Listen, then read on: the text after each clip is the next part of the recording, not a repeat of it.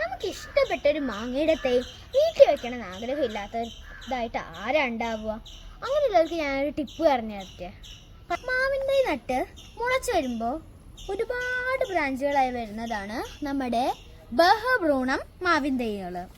ഈ ബഹുഭ്രൂണം മാവിൻ തൈകൾ ഉറപ്പായും അവയുടെ മാതൃഗുണം കാണിക്കുന്നതായിരിക്കും.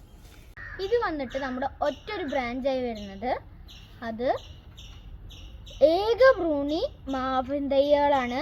ഇത് അതിൻ്റെ മാതൃഗുണം കാണിക്കാൻ ചാൻസ് വളരെ കുറവാണ്. കണ്ടോ, ഈ ഇരിക്കുന്നതെല്ലാം ഞങ്ങൾ കൊച്ചി മാംഗോ ഫെസ്റ്റിവലിന് പോയപ്പോൾ കിട്ടിയ മാങ്ങാണ്ടിയിൽ നിന്നും മുളച്ചു വന്ന തൈകളാണ്. എങ്ങനെയുണ്ട്? ഇത് നമ്മുടെ ബേനീഷ എന്ന പേരുള്ളൊരു പോപ്പുലറായ മാംഗോയാണ്. അപ്പോൾ ഇത് ഇനി ഈ കവറിൽ നിർത്തിയാൽ ശരിയാവില്ല. അപ്പോൾ ഞങ്ങൾ ഒരു വലിയ കവറിലേക്ക് ഇതിനെ നടാൻ പോവുകയാണ്. അപ്പോൾ നമുക്ക് നട്ടാലോ? അപ്പോൾ ഇത് നമുക്ക് മാംഗോ ഫെസ്റ്റിവലിന് കിട്ടിയ ഒരു അടിപൊളി വെറൈറ്റി ആയിട്ടുള്ള മാംഗോയാണ്. ബേനീസ എന്നാണ് ഇതിൻ്റെ പേരുണ്ടായിരുന്നത്. ഇത് ആവശ്യത്തിന് സൈസുള്ള ഒരു മാംഗോയായിരുന്നു. അപ്പോൾ ഞങ്ങൾക്ക് ഭാഗ്യവശാൽ ഈ മാങ്ങാണ്ടി കിട്ടി. അപ്പോൾ ഇനി ഇത് നിർത്തിയാൽ ശരിയാവില്ല. ഞങ്ങൾ ഇപ്പോൾ ഇത് കട്ട് ചെയ്ത് കൊടുക്കുന്നില്ല, കുറച്ച് കഴിഞ്ഞിട്ടേ കട്ട് ചെയ്യുന്നുള്ളൂ. അപ്പോൾ ഞങ്ങളിത് വേറൊരു കവറിലേക്ക് മാറ്റാൻ പോവുകയാണ്. അപ്പോൾ ഈ മണ്ണാണ് ഞങ്ങൾ യൂസ് ചെയ്യാൻ പോണത്. ഇത് ഞങ്ങൾ മിക്സ് ചെയ്തിരിക്കുന്നത് എന്തൊക്കെയാണെന്ന് വെച്ചാൽ സാധാ മണ്ണും ചാരവും പിന്നെ വേപ്പും പിണ്ണാക്കുമാണ് ഇതിൽ ഞങ്ങൾ മിക്സ് ചെയ്തിരിക്കുന്നത്. നന്നായി മിക്സ് ചെയ്തിട്ടുണ്ട്. പിന്നെ ഞങ്ങളൊരു 14-15 സൈസ് കവർ എടുത്തിട്ടുണ്ട്. ഞങ്ങൾ അതിൽ ഒരു 1/4 ഭാഗം മണ്ണ് നിറച്ചിട്ടുണ്ട്. ഇത് ചെറിയ തൈ ആയതുകൊണ്ട് കുറച്ച് ഒരു 1/2 ഭാഗത്തോളം നമുക്ക് മണ്ണ് നിറച്ചു കൊടുക്കേണ്ടതുണ്ട്. നമുക്ക് ഇതങ്ങനെ നിറച്ചു കൊടുക്കാം. കല്ലല്ലതും കാണുകയാണെങ്കിൽ അത് മാറ്റി കൊടുക്കണേ. അങ്ങനെ നമ്മൾ ഓൾമോസ്റ്റ് എടുത്തെത്തിയിട്ടുണ്ട്. ഇനി കുറച്ചും കൂടി ഇട്ട് കൊടുത്താൽ 1/2 ഭാഗത്തോളം മണ്ണ് വരും. ഞങ്ങൾ മണ്ണൊന്നും കളയുന്നില്ല, അതുപോലെ വെക്കുകയാണ് കേട്ടോ. ഞങ്ങളിതങ്ങോട്ട് മുഴുവനായി കവർ അങ്ങോട്ട് എടുത്ത് കേക്ക് പോലെ ഉണ്ട്. നമുക്കതുപോലെ അങ്ങനെ വെച്ച് ഇനിയും മണ്ണ് ഇട്ട് കൊടുക്കാം കേട്ടോ.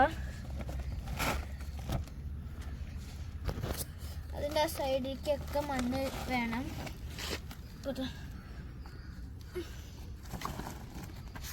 ഫുള്ള് നമ്മൾ ഇടാൻ പാടില്ല, കുറച്ച് സ്പേസ് ഇട്ട് കൊടുക്കണം. വെള്ളം ഒഴിക്കാനുള്ളതല്ലേ. ഈ ചെടിക്ക് ഡാമേജ് പറ്റാത്ത രീതിക്ക് വേണം കേട്ടോ മണ്ണിട്ട് കൊടുക്കാൻ.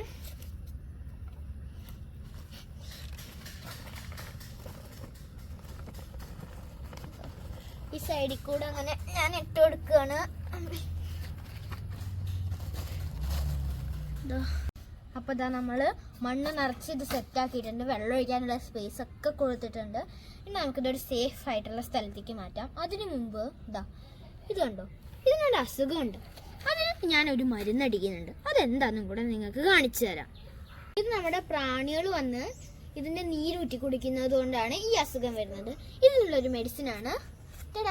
ഇതാണ് ടാഫ്ക്. ഇത് ഞാനല്ല അടിക്കുന്നത്, പാരൻസ് ആണ് അടിക്കുന്നത്.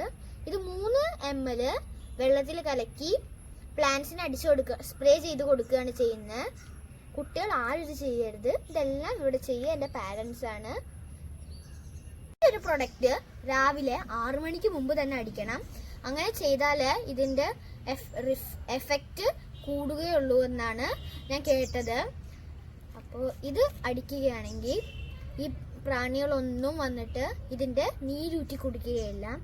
അപ്പോൾ ഈ ഒരു പ്രൊഡക്റ്റ് വളരെ അധികം ഹെൽപ്ഫുള്ളാണ്. നമുക്കിതിനൊരു സേഫായ സ്ഥലത്തേക്ക് മാറ്റി വയ്ക്കാം. വെയിറ്റ് ഉണ്ട്. നമുക്ക് ഈ ഒരു സ്പേസിലേക്ക് ഇങ്ങനെ വയ്ക്കാം. അപ്പോൾ നമ്മൾ സെറ്റാക്കി വെച്ചിട്ടുണ്ട്. കണ്ടോ, ഇപ്പോൾ നമ്മൾ 14-15 സൈസ് കവറിലേക്ക് മാറ്റിയിട്ടുണ്ട്. ഇനി ഇത് വലുതായി വരുമ്പോൾ നമ്മൾ കുറച്ചും കൂടെ വലിയ കവറിലേക്ക് മാറ്റും. അതിനുശേഷം ബക്കറ്റിലും ഡ്രമ്മിലും ഒക്കെ ആയിട്ട് ഇതിനെ നട്ട് കഴിപ്പിച്ചെടുക്കുക എന്നതാണ് എൻ്റെ ഒരു പ്ലാന്. അപ്പോൾ ഇന്നത്തെ എൻ്റെ വീഡിയോ എല്ലാവർക്കും ഇഷ്ടപ്പെട്ടെന്ന് വിചാരിക്കുന്നു. ഇഷ്ടപ്പെട്ടവരുണ്ടെങ്കിൽ ഉറപ്പായ എൻ്റെ ചാനൽ സബ്സ്ക്രൈബ് ചെയ്യണം. പുതിയൊരു വീഡിയോയുമായി വരുന്നത് വരെ എല്ലാവർക്കും നന്ദി അറിയിച്ചുകൊണ്ട് ഇന്നത്തെ വീഡിയോ ഞാനിവിടെ വൈൻഡപ്പ് ചെയ്യുന്നു.